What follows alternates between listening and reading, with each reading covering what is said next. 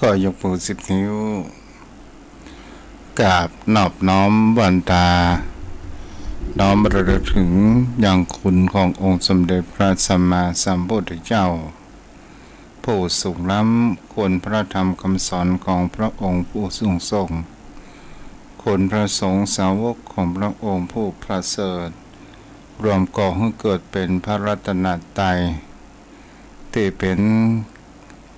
ที่กราบสักการะบูชาที่สูงที่สุดในชีวิตของผู้คนทั้งหลายและเป็นที่พึ่งทางด้านจิตใจ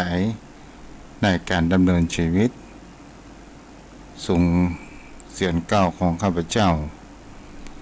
และขอถวายความเคารพนอบน้อมไว้สามายังครูบาอาจารย์พระเถรานุเถระพระภิกษุสงฆ์สามเณรพระสังฆาธิการสงฆ์สมณศักดิ์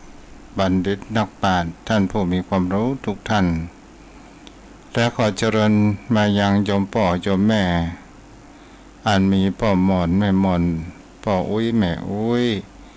โยมพ่อโยมแม่พี่ป้าน้าอาท่านผู้ฟังผู้มีบุญทุกท่านที่ติดตามรับฟังธรรมะยามแรงทางสถานีวิทยุทั้งสองขึ้นแรกนั้นขึ้นเพื่อการศึกษาพระพุทธศาสนาและวัฒนธรรมจังหวัดเชียงใหม่ออกจากห้องส่งวัดไฟเห็น104.5ด้วยความเมตตาธรรมของท่านอาจารย์พระครูสมุวิศวัตวรกิจโจแหมขึ้นนั้นเป็นขึ้นสีขาวชาวประชาโดยความเมตตาธรรมของท่านอาจารย์พระครูอภิวัตรพัฒนาวิกรมเป็นอย่างยิ่งมาณโอกาสนี้ที่ได้เกาะลิงก์สัญญาณไปเหนือเครือข่ายทั่วจังหวัดภาคเหนือวันนี้ก็มาอยู่กับทุเจ้า วัดทุ่งประเกตโดยตนตัวของอัตมภาพพระครูไพศาลสุตกรเจ้าอาวาสวัดทุ่งประเกตตำบลหนองหานอำเภอสันทรายจังหวัดเชียงใหม่มาอยู่เป็นประจำทุกวันพัดและวันศุกร์แล้วก็วันพุธเมื่อคืน4 ทุ่มถึง5 ทุ่มเมื่อแต่คืนนี้ลารายการไป1 วันศรัทธาญาติโยมวันนี้เราก็มาอยู่กับกันในเมื่อแรงของวันพัดและวันศุกร์เรามาอยู่กันเป็นกู้เป็นเกียมกับโยมพ่อโยมแม่ท่านผู้ฟังช่วงนี้ก็เป็นช่วงเข้าพรรษาวันนี้เป็นวันปรวนาวันเข้าพรรษาในการอธิษฐานของพระสงฆ์องค์ข้าเจ้าแต่ละวัดแต่ละวาก็เป็นสิ่งที่จะเห็นได้ว่านี้ก็คือเป็นศาสนาพิธีที่ผู้คนพระสงฆ์องค์ข้าเจ้าซึ่งเป็นกฎบุตรขององค์สมเด็จพระสัมมาสัมพุทธเจ้าต้องประพฤติปฏิบัติเป็นพุทธบัญญัติของพระพุทธองค์นั่นเองศรัทธาญาติโยมเข้าพรรษาแล้วก็เอาเปิดห้องว่าป่าสามารถที่จะไปนอนค้างแรมที่อื่นนั้นได้ก็จะต้องอยู่จำพรรษาวัดใดวัดหนึ่งนอกจากว่ามีกรณีในการที่จะไปสร้างบ้านสร้างจอมพ่อแม่ป่วยบ่สบายไปเยี่ยมคนไข้หรือว่ามีกิจที่จะต้องทำก็คือต้องมีคำว่าสัตตหะถึงจะไปได้ศรัทธาญาติโยมวันนี้ทุกเจ้าก็จะมาเนื้อหาสาระเกี่ยวกับคำว่าสิ่งที่ชาวพุทธต้องรู้นั่นก็คือแห่งคำว่าพระไตรปิฎกโยมพ่อโยมแม่ถ้าเฮามาพิจารณากันว่าทำไมพระพุทธศาสนาของเฮา มีจารึกแห่งคำว่าพระไตรปิฎกนั้นเกิดขึ้นเหตุความเป็นมาเป็นไปอย่างไรในการที่พระไตรปิฎกคืออันหยังโยมพ่อโยมแม่เราก็ลองมาศึกษาและดูว่าพระไตรปิฎกหมายถึงแห่งคำว่าคัมภีร์คำสั่งสอนของพระพุทธองค์พระพุทธเจ้าของเราหรือว่าพระวินัยที่อยู่ในคัมภีร์ที่สถิตอยู่ในแห่งคำว่าติปิตกะหรือว่าภาษาบาลีว่าตากะสามใบบรรจุคำสอนของพระพุทธองค์นั้นแบ่งไว้อยู่เป็นสามหมวดด้วยกันก็คือพระพูดถึงว่า พระวินัยปิฎกแล้วพระอภิธรรมและพระสูตรศรัทธาญาติโยมทั้งหลายนี่ก็เป็นสิ่งที่จะเห็นได้ว่าหลักธรรมส่วนใหญ่ของพระองค์นั้นเป็นสิ่งที่มาที่ไปทำไมถึงข้างพระพุทธองค์ก่อนจะปรินิพพานก็ตามก็จะมีการที่ว่าพระพุทธองค์เราจะเห็นได้ว่าพระองค์นั้นบ่ได้ฮื้อไผ่เป็นตัวแทนหรือว่าเป็นศาสดาแต่ที่จะดูแลพระศาสนาของพระพุทธองค์เองก่อนที่จะได้เสด็จดับขันบรินิพพานก็ได้บอกให้อานนท์ว่าพระวินัยและคำสอนนั้นเป็นตัวแทนของพระองค์เองศรัทธาญาติโยมทั้งหลายเขาก็จะอู้กันต่อมาในเกี่ยวกับเรื่องว่าความเป็นมาเป็นไปของพระไตรปิฎกนี้เป็นสิ่งที่ผู้คนในนักปราชญ์บัณฑิตผู้มีความรู้ที่หลวงปู่พุทธโฆษาจารย์พระเดชพระคุณหลวงปู่พุทธโฆษาจารย์ได้เอามาสาธยายและได้เอามาเขียนไว้ ถ้าเราจะอู้ฮู้แห่งความเข้าใจว่า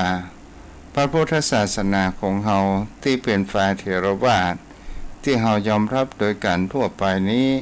เหตุการณ์ที่มาที่ไปศรัทธาญาติโยมทั้งหลายครั้งหนึ่งนั้นเราจะเห็นได้ว่ามีศาสนาหนึ่งที่ว่านิโคนัตบุตรองค์ศาสดาของในศาสนานี้ชื่อว่ามหาวิระนั้นได้สิ้นไปก่อนแต่เกิดอยู่ในยุคของพุทธกาลพร้อมกับของต้องพระพุทธองค์ได้สิ้นหมดชีพนั้นไปก่อนแต่ศาสดาของลัทธิในศาสนานี้บ่ได้บัญญัติคำสอนอย่างไว้และบ่ได้บอกไว้ว่าหมายถึงว่าบ่ได้บันทึกคำสอนไว้เป็นจระอักษรเกิดขึ้นและหมู่พระเถระทั้งหลายซึ่งมีพระสารีบุตรเป็นต้นที่ได้หันเหตุการณ์ตลอดจนถึงพระจุระพระเถระได้หันว่าเมื่อศาสดาหมดแล้วบ่ได้มีแห่งเขาว่าการจารึกอักษรมีลูกศิษย์ลูกหานั้นเกิดแห่งความแตกแยกนั้นเกิดขึ้นศรัทธาญาติโยมทั้งหลายสิ่งเหล่านี้นั้นเป็นสิ่งที่จะเห็นได้ว่าทางพุทธศาสนาของเรานั้นก็มีพระสารีบุตรตลอดจนถึงพระเถระก็ได้มีความดำริในการที่ว่าจะทำอย่างใดทำให้ในการจารึกคำสอนของพระองค์นั้นคงอยู่ศรัทธาญาติโยมทั้งหลายนั้นก็คือเป็นสิ่งที่จะเป็นภาระเราจะเห็นได้ว่า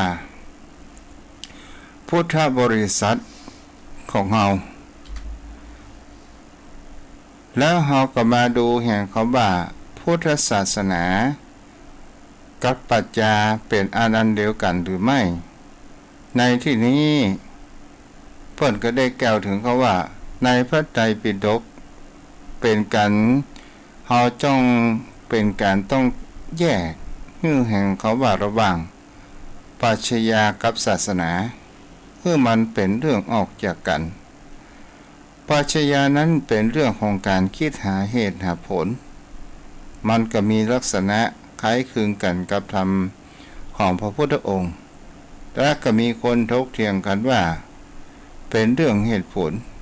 เพื่อนนี่มีความสันนิษฐานความจริงเรื่องถกเถียงที่คิดหาอาจจะไปเกี่ยวกับการดำเนินชีวิตเป็นอยู่นักปรัชญาอาจจะมีการถกเถียงกันได้อย่างเขาว่าจักรวาลเกิดขึ้นเมื่อใดและจะสิ้นสุดเมื่อใดโลกจะแตกเมื่อใดชีวิตเกิดขึ้นเมื่อใดเป็นต้นอันนี้ก็เป็นคำแห่งคำว่าปรัชญาเหมือนกับว่าเป็นคำที่มันมีแห่งคำว่าสิ้นสุดและก็เป็นการดำเนินชีวิตของปรัชญานั้นบางครั้งบางคราวก็มีความสอดคล้องในความคิดหาเหตุผลแห่งความจริงอย่างเดียวแต่ในการประพฤติปฏิบัติของผู้คนที่เป็นนักปรัชญานั้นจะเป็น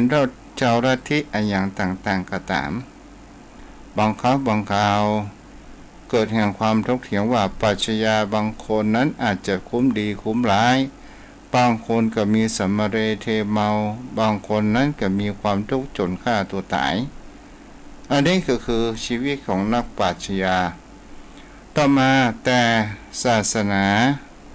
เป็นเรื่องของการปฏิบัติในพระพุทธศาสนาของเราก็ตามหรือพวกเราว่าศาสนาคือเป็นการดำเนินชีวิตแนวนำมาเอาหลักธรรมคำสอนนั้นมาใช้เพื่อให้เกิดประโยชน์กับชีวิตของเรานั้นจริงศรัทธาญาติโยมทั้งหลายการที่การปฏิบัติในทางพระพุทธศาสนาเกิดแห่งความรักการแห่งความว่าอย่างแน่นอนและเกิดมีความจริงเป็นจริงอย่างมีจุดหมายปลายทางอย่างชัดเจนนั่นเองหรือเป็นสิ่งที่เราจะเห็นได้ว่าผู้คนที่มียอมรับในแห่งการประพฤติปฏิบัติของศาสนานั้นตามที่องค์แห่งศาสดาได้แสดงธรรมคำสอนนี้ก็เป็นสิ่งที่เราจะเห็นได้ว่าองค์พระศาสดาหรือว่าพระพุทธองค์ของเราศาสดานี้หมายถึงคำว่าครูศรัทธาญาติโยมทั้งหลายแปลว่าครูเด้อศาสดานี่นะแปลว่าครูให้โยมพ่อโยมแม่ได้เข้าใจคำว่าศาสดาแล้วเราก็มาพอในแง่ทางพระพุทธศาสนาพุทธศาสนานี้ไม่ใช่เป็นปรัชญาแต่เป็นศาสนาที่มีพระสมณโคดมเป็นองค์ศาสดา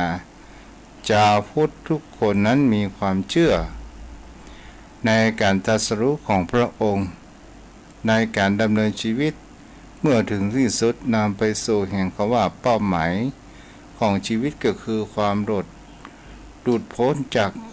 บ่วงแห่งความทุกข์ต่างๆพระคัมภีร์ขนาดใหญ่ที่บรรจุคำสอนของพระองค์เรียกว่าพระไตรปิฎกชาวพุทธที่แท้จะต้องปฏิบัติตามคำสอนให้ถูกต้องหรือได้รับประโยชน์จากศาสนามากที่สุดเพื่อเป็นหลักประกันวิธีปฏิบัตินั้นถูกต้องก็จำเป็นต้องมีความว่าเข้าใจเรื่องพื้นฐานของพระไตรปิฎกโยมพ่อโยมแม่ที่ตุเจ้าได้อู้มานี้ก็เฮาก็ลองมาตีความเข้าใจกันว่าหลักธรรมคำสอนของพระพุทธองค์นั้นเป็นหลักธรรมแนวทางแห่งการประพฤติปฏิบัติเป็นหลักธรรมที่มีเหตุมีผลอย่างแท้จริง แล้วลงมือปฏิบัติและมีจุดมุ่งหมายเหมือนกันทุกคนนั่นก็คือความพ้นทุกข์เกิดนั้นก็คือคำว่านิพพานที่เป็นเป้าหมายสูงที่สุดในชีวิตแต่ปราชญานั้น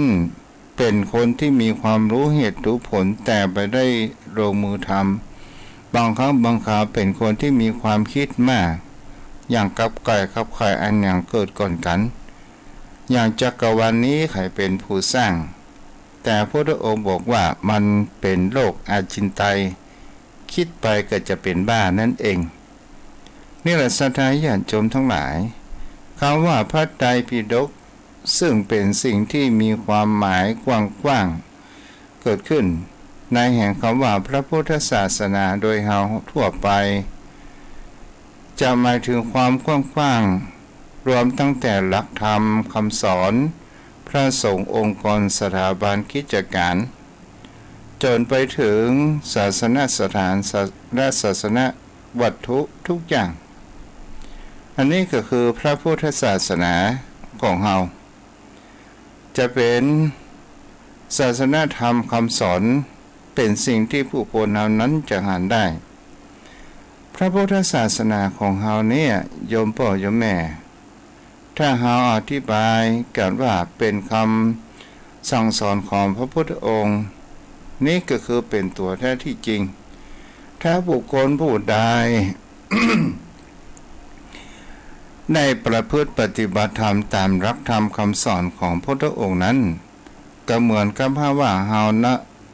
ไปนั่งใกล้ได้ฟังธรรมใกล้กับพระพุทธองค์นั่นเองศรัทธาญาติโยมทั้งหลายเฮาก็ลองมาตึกตองอยู่ว่าที่เฮาฮ้องว่ากันพระพุทธพจน์หรือว่าแก่นแท้ของพระพุทธศาสนาของเฮาซึ่งมันหมายถึงแห่งคำว่าคำสอนของพระพุทธองค์คำสอนของพระพุทธเจ้าหากคำสอนของพระพุทธเจ้าเลือนลางหายไป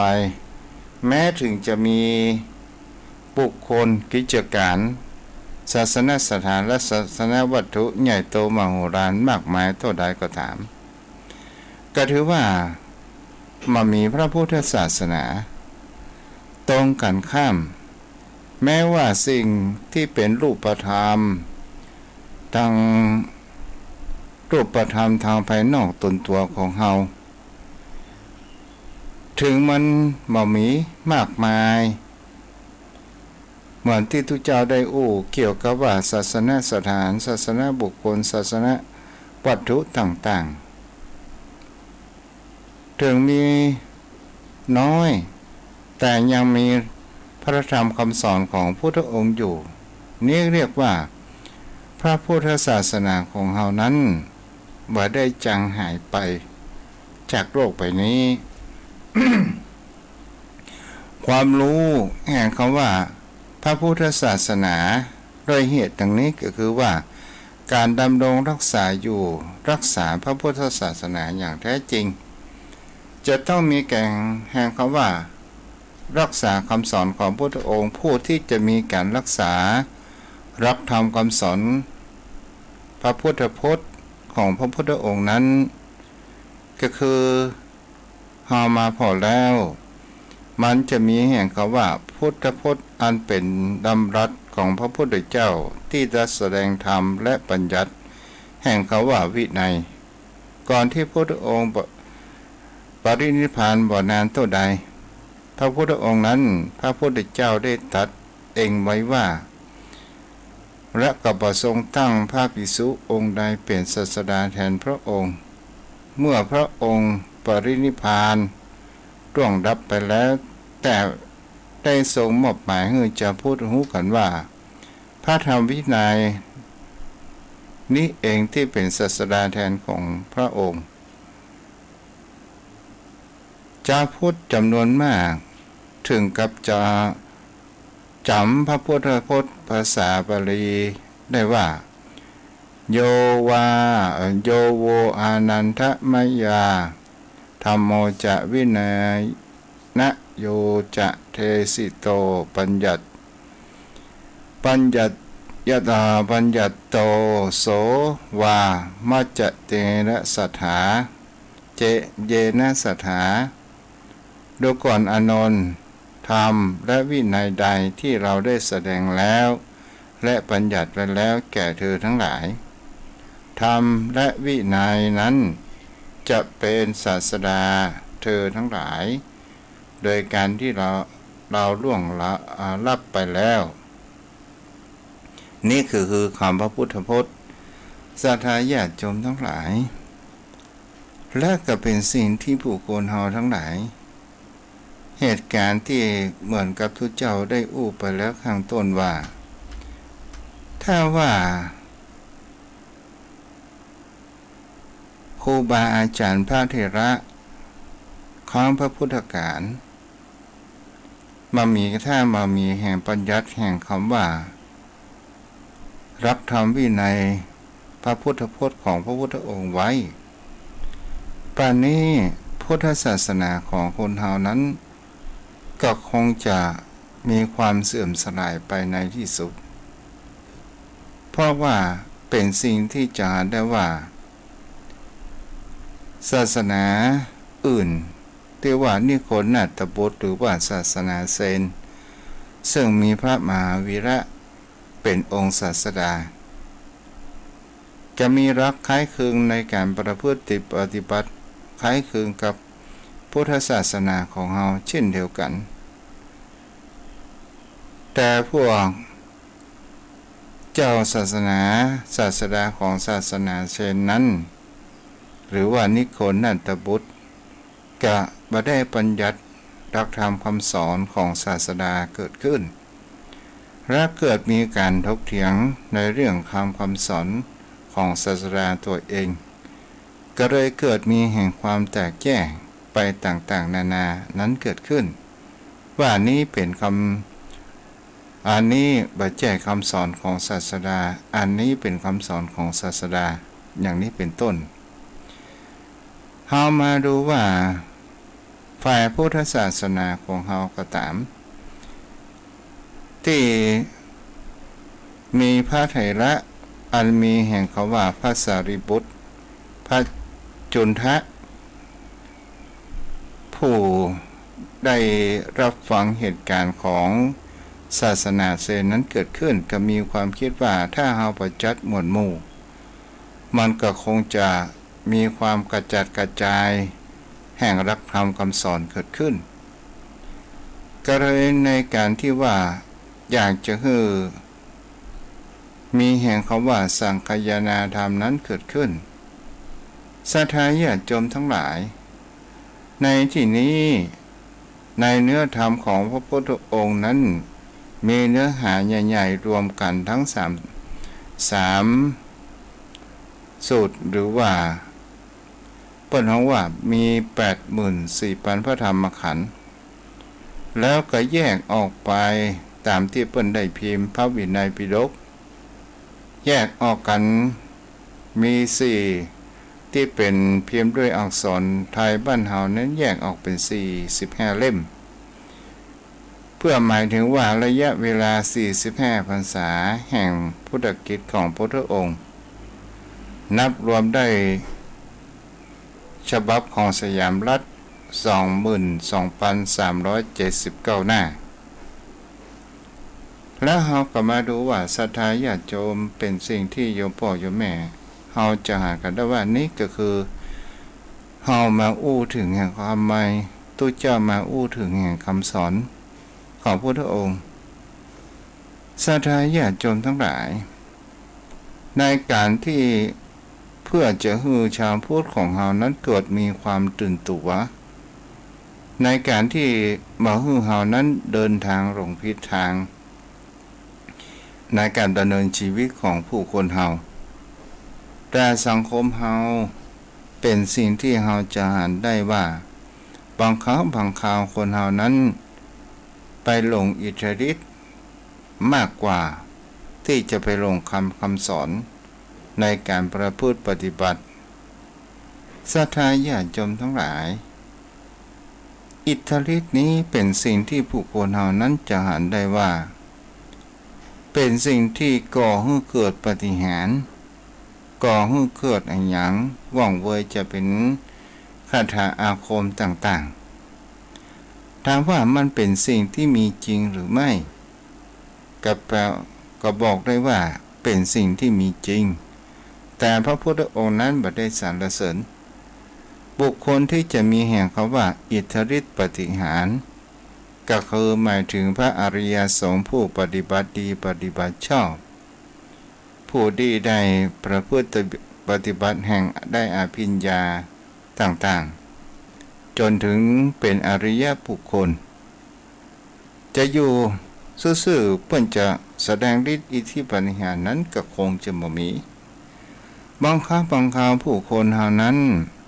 โดนหลอกในเรื่องอิทธิปาฏิหาริย์ไปต่างๆและเขาเกิดมีความหลงเชื่อและโดยการที่เขาเกิดแห่งความว่าขาดปัญญาของผู้คนเหล่านั้นเองเขาอู้ไปแล้วอิทธิฤทธิ์เหมือนกับนักพยากรณ์เล่นกลตบตาเขาโดยการที่ว่าเหมือนกับว่าภาพนั้นเป็นจริงแท้ที่จริงนั้นเป็นสิ่งที่เป็นเปิดเขาว่าเป็นการหลอกลวงทำเมื่อเขานั้นเข้าใจผิดอย่างนี้เป็นต้นโยมพ่อโยมแม่พระพุทธศาสนาของเราจะอยู่ได้ก็โดยหนึ่งพระธรรมคำสอนของพระพุทธองค์ผู้ที่จะดำรงส่งเสริมอยู่ได้นั้นก็คือพระภิกษุ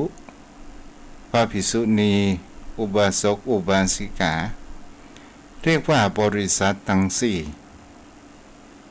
เป็นสิ่งที่ผู้คนเหล่านั้นเกิดจะมีความเข้าใจไปหลายอย่างซึ่งในวันนี้เป็นวันปรารถนาเข้าภาษาเราจะได้ว่าบางครั้งบางคราวผู้คนเรามาเข้าใจแห่งเขาว่าอธิษฐานครูบาอาจารย์ได้อุจาไว้ว่าคำว่าอธิษฐานบุคคลเราส่วนมากจะมีความเข้าใจว่าขอศรัทธาญาติโยมทั้งหลายถ้าเป็นภาษาไทยเขาว่าขอ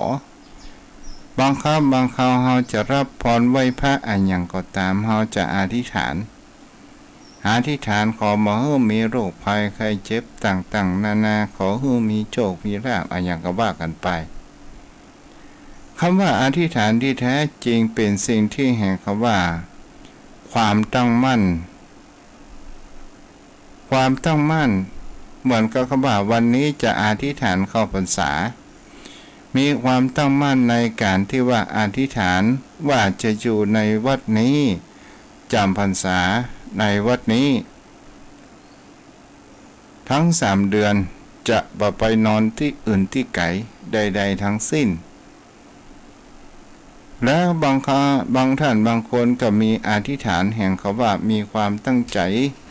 ตั้งมั่นว่าในพรรษานี้จะงดเว้นในการฉันอาหารประเภทเนื้อจะฉันมังสวิรัติหรือฉันเจต่างๆตลอดจนถึงโยมพ่อโยมแม่ตั้งจิตอธิษฐานว่าจะรักษาศีลอุโบสถในพรรษานี้ตลอดทั้ง3 เดือนหรือว่าตั้งจิตอธิษฐานว่าจะรักษาศีล5นี้อยู่3 เดือนและจะปกินสัตว์ใหญ่อย่างนี้เป็นต้นอันนี้ก็คือความตั้งมั่นของจิตใจของเรานั่นเองแต่ผู้คนเหล่านั้นเกิดมีความเข้าใจไปเกี่ยวกับเรื่องแห่งคำว่าอธิษฐานก็คือความการที่เราขอศรัทธาญาติโยมทั้งหลายเป็นสิ่งที่ผู้คนเหล่านั้นก็ลองพิจารณากันในการดำเนินชีวิตของผู้คนเราเพราะว่ารับธรรมคำสอนของพระพุทธองค์นั้นมีมากมายก่ายกองอย่างแท้จริงบางสิ่งบางอย่างโยมพ่อโยมแม่เราก็บ่เข้าใจในรักธรรมและเรามีความเข้าใจว่านี่เป็นธรรมของพระพุทธองค์โดยการที่เรามีความเข้าใจผิด อย่างเช่นในเรื่องแห่งเขาว่าพี่สางดังไม้เจ้าข้อทรงตลอดจนถึงมื้อจันทร์วันดีและเป็นสิ่งที่ผู้คนเฮาทั้งหลายเฮาก็เรามาดูสังเกตบางคนก็ว่าเป็นทุกเจ้าย่าหมอหูว่าเลิกดีวันดีเมื่อใดหมอหูอะไรอย่างสักอย่างกะแต่ที่จริงแล้วมื้อจันทร์วันดีถ้าเฮาอู้ตามหลักของพระพุทธศาสนาของเฮาพระองค์นั้นบ่ได้บอกว่าเวลาต่อใดเลิกดียามดีแต่พระองค์นั้นบอกว่าความพร้อมนั่นเป็นสิ่งที่เป็นเลิกดีมากที่สุดมันก็เป็นสิ่งที่แท้จริงศรัทธาญาติโยมทั้งหลายถ้าเราจะทำอะไรอย่างก็ตามถ้ามันมีเกิดมีความพร้อมมันก็ทำอะไรอย่างบ่สำเร็จเกิดขึ้นแต่ถ้าว่าเรามีความพร้อมมันความสำเร็จและความเจริญมันก็เกิดขึ้นณสิ่งที่เรากระทำนั้นอยู่ต่อมาทำไมผู้คนเราแยกว่าอ๋อผีเจ้าเข้าทรงตลอดจนถึงมื้อจันทร์วันดีกับพระพุทธศาสนาเราลองกลับมาวิเคราะห์ดูว่าฝ่ายหนึ่งนั้นเป็นของพราหมณ์พูดผีปีศาจต่างๆนานาพอบูชานั้นเป็นการบูชาเทวะหรือว่าบูชาเทพเจ้าบูชาผีสางนางไม้ต่างๆศรัทธาญาติโยมทั้งหลายมันก็เลยมีการยึดถือยึดเหนี่ยวในจิตใจของผู้คนเฮาระหว่างผีกับพระพุทธศาสนาไออย่างมันมาก่อนถ้าเฮาอู้ไปถึงว่าการนับถือนี้ผีนั่นมันมาก่อนเฮาก็ลองไปดูย้อนไปดูในอดีตของชมพูทวีปครั้งในยุคก่อนโน้นเป็นศาสนาพระเวทศรัทธาญาติโยมทั้งหลายในผู้คนสมัยนั้นก็คือมีแห่งคำว่าเกิดความตระหนกหวาดกลัวธรรมชาติอย่างเช่นฟ้าห้องฟ้าแลบตลอดจนถึงลมน้ำไปต่างๆนานาไฟก็ตามศรัทธาญาติโยมยกตัวอย่างแห่งเขาว่าฟ้าห้องฟ้าแลบสิ่งเหล่านี้เนี่ยเราจะเห็นได้ว่าพวกคนเราทั้งหลายก็ถือว่าท้องฟ้านั้นมีเทพเจ้าฟ้าแลบเหล่านี้สายฟ้าแลบสิ่งเหล่านี้นั้นพระเจ้าเป็นผู้ที่กระทำลงโทษไปต่างๆนานานั้นเกิดขึ้นคนเรามีความเข้าใจประการเช่นนี้ก็เลยมีแห่งเขาว่าตั้งเขาชื่อว่าเทพพยดาที่ว่าเมฆลาลอกแก้วกับเทพอสูรนี่แหละศรัทธาญาติโยมทั้งหลายมันก็เลยเกิดเกิดแห่งเขาว่าบนท้องฟ้ามีเทพเจ้ามีเทวดาและก็เป็นสิ่งที่เราพิจารณากันลงไปบางครั้งบางคราวผู้คนเฮานั้นเจ็บป่วยบ่สบายผู้คนเฮานั้นก็โทษผีสางนางไม้ต่างๆแล้วบางครั้งบางคราวมันก็เหมือนกับว่าเฮาไปเลี้ยงสิ่งที่ผีตักผีตายมันหายอย่างนี้เป็นต้นมันก็เป็นสิ่งที่ลึกลับเป็นสิ่งที่น่าคิดพิจารณากันตลอดจนถึงเจ้าข้อทรงเป็นสิ่งที่มันมาคู่กับบรรพบุรุษของประเทศไทยของเฮาจะมีจริงหรือบ่จริงจะแท้หรือบ่แท้เฮาก็บ่สามารถที่จะพิสูจน์ได้แต่รักธรรมคำสอนของพุทธองค์นี้เราสามารถที่จะพิสูจน์ได้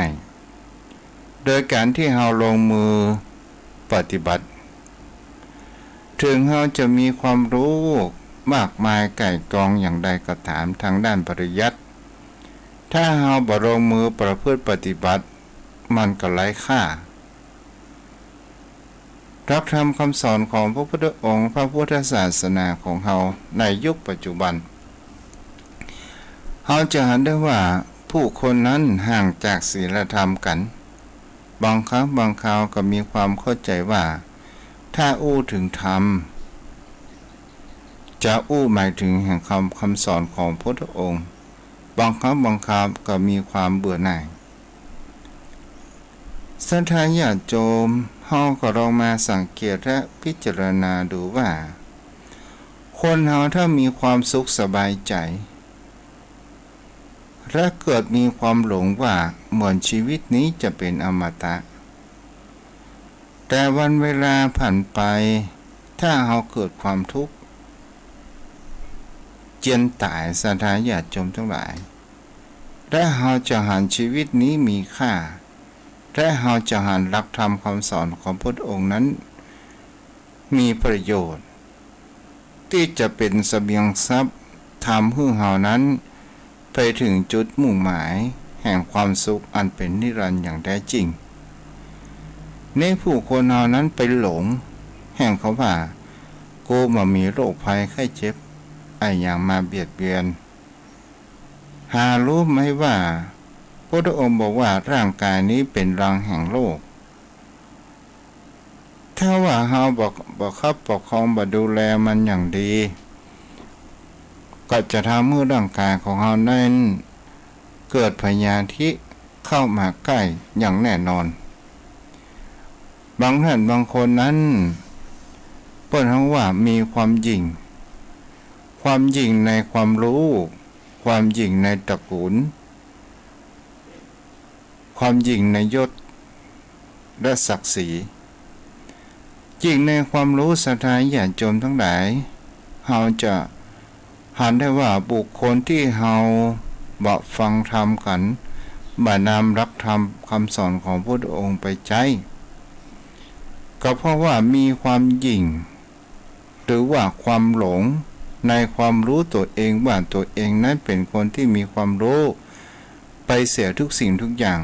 คนอื่นนั้นเป็นคนโง่อย่างนี้เป็นสิ่งที่จะหาว่าเป็นคนหลงและเป็นคนเดินทางด้วยความประมาทเกิดขึ้นถ้าจะมาหันจะมารู้ความจริงแห่งกรรมนึ่งก็ต่อเมื่อเฮามีภัยธรรมชาติพยาธิเข้ามาเบียดเบียนเกิดขึ้นเมื่อเฮาจะหันทำบางครั้งบางคราวเฮาหันทำเมื่อเฮาเจียนจะตายและกลับมาสุขสบายแล้วเกิดความประมาทแหมบ่เชื่อในรักธรรมอย่างนี้เป็นต้นก็ถือว่าเฮาทั้งนั้นอยู่ในความประมาทบางท่านบางคนล้มเสื่อนอนสาด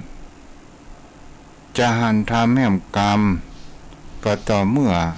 พระสงฆ์องค์ข้าเจ้านิมนต์พระสงฆ์องค์ข้าเจ้ามาปกศีลมาแสดงธรรมเพื่อรับฟังเป็นครั้งสุดท้ายที่ผู้คนเฮาเข้าใจว่าเข้าใจผิดกันว่า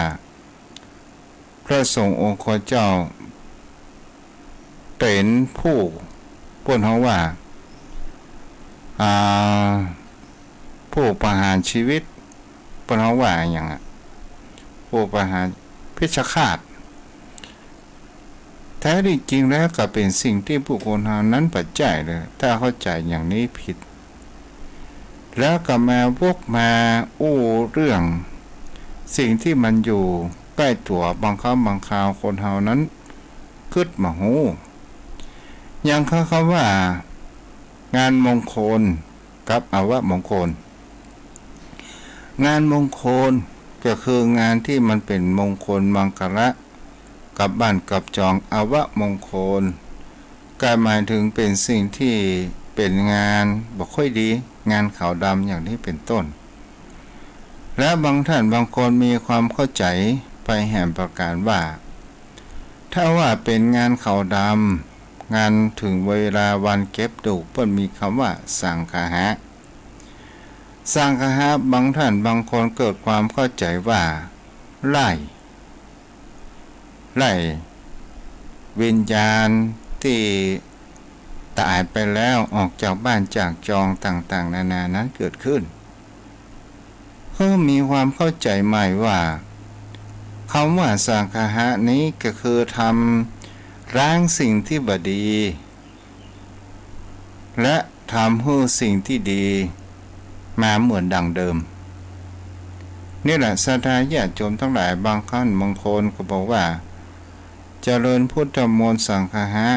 ไล่ผีไล่สางออกจากบ้านจากจองแท้ที่จริงบ่ใช่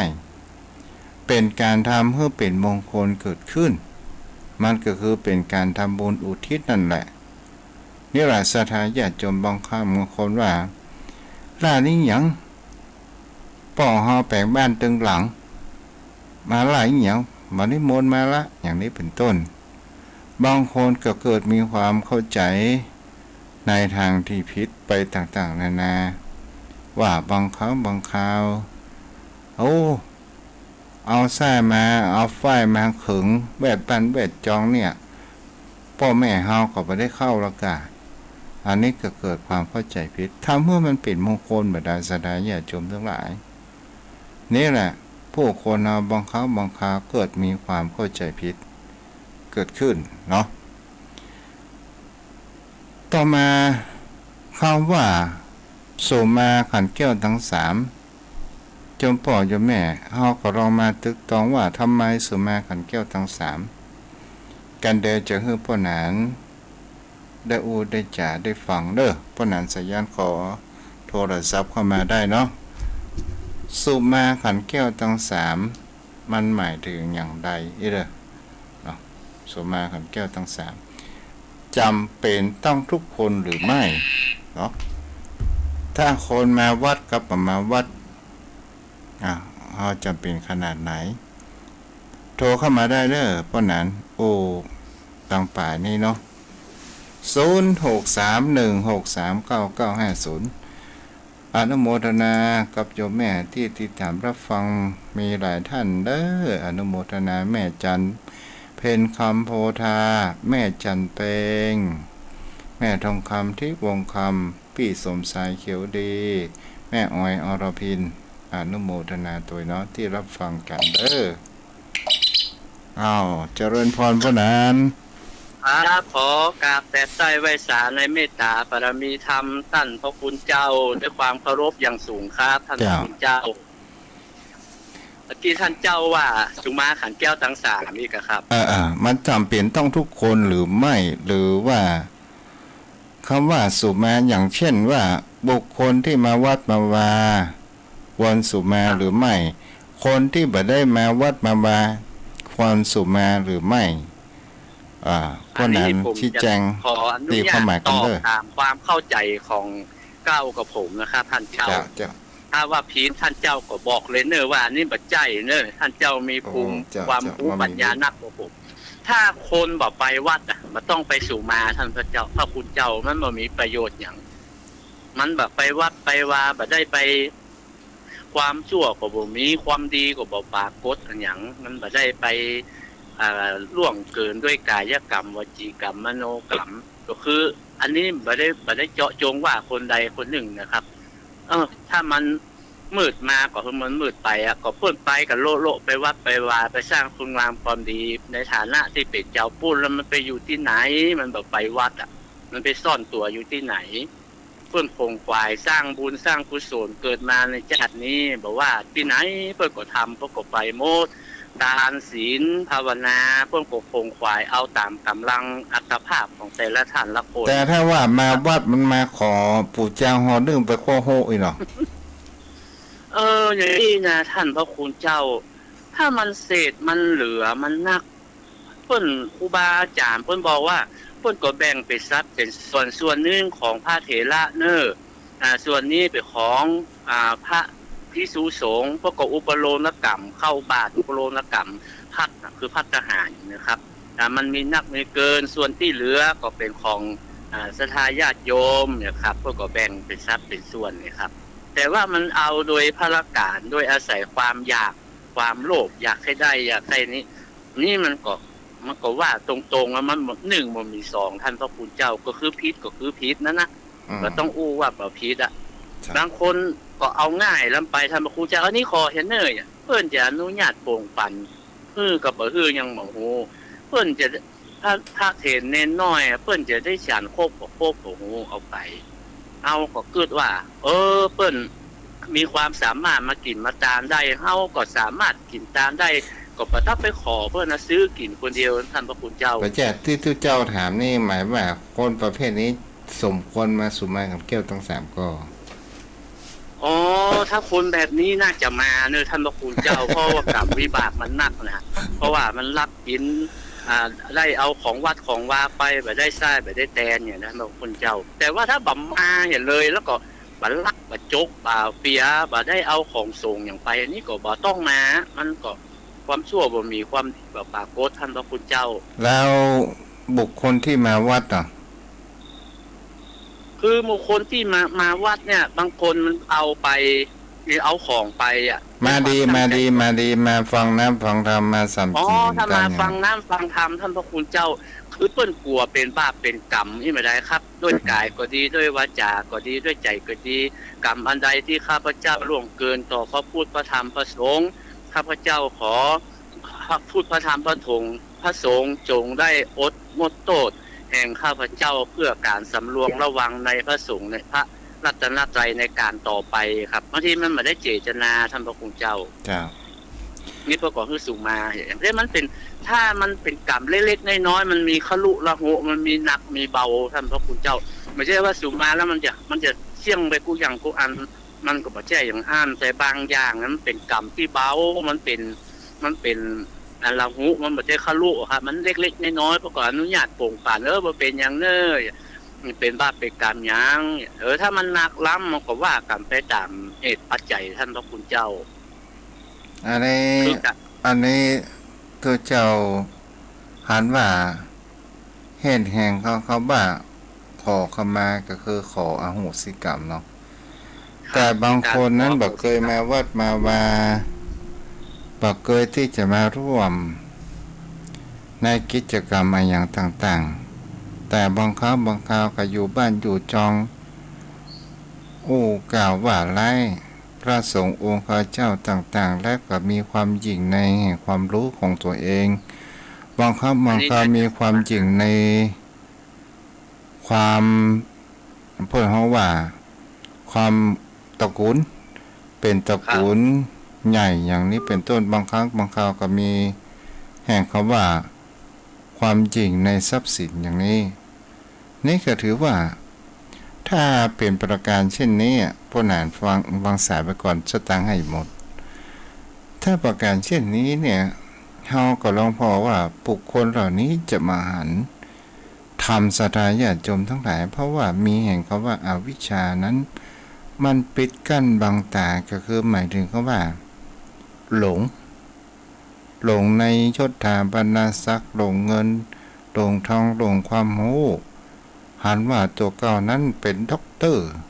มีความรู้ไปต่างๆนานาผู้คนทั้งหลายแล้วก็พระสงฆ์องค์ข้าเจ้าอ้วยยังหม่อนก็ว่าบุคคลที่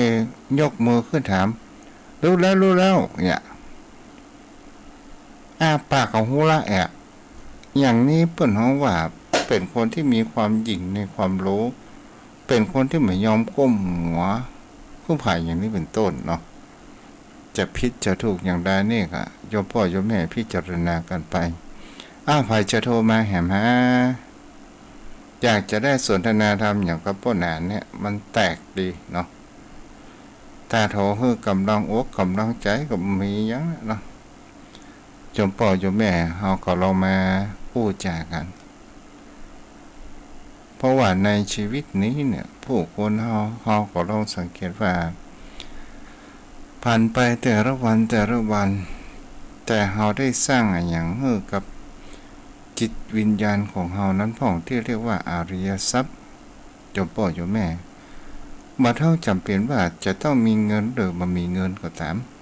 ทำได้อย่างเข้าภาษาให้โยมพ่อโยมแม่ ไปวัดไปวาฟังน้ำฟังธรรมและเฮารับศีลประพฤติปฏิบัติธรรมก็เป็นสิ่งที่ได้แต่โยมพ่อโยมแม่บางท่านบางคนเท่าแก่แม่บ่ได้ไปวัดไปวาแต่ก่อนนี่ยามหนุ่มไปวัดไปวาอยู่แต่ปัจจุบันไปวัดไปวานั้นลำบากเฮาก็เปิดวิทยุรับฟังอยู่ต่างบ้านต่างจองก็ได้ถือว่าอย่างครับเฮาได้มาวัดประวาเช่นเดียวกันและก็เป็นสิ่งที่ผู้คนเฮาทั้งหลายก็เรามาตึกตองดูสังเกตว่าบางคราวมาวัดประวาตามที่โบราณอาจารย์บรรพบุรุษของเฮาเทศทำข้าวมันก็เป็นเทศทำเรื่องสันทายญาติโยมทั้งหลายอู้ไปอู้มากันได้ก็เข้าป่าเข้าโขด้านป่าด้านโขกันเนาะเจริญพร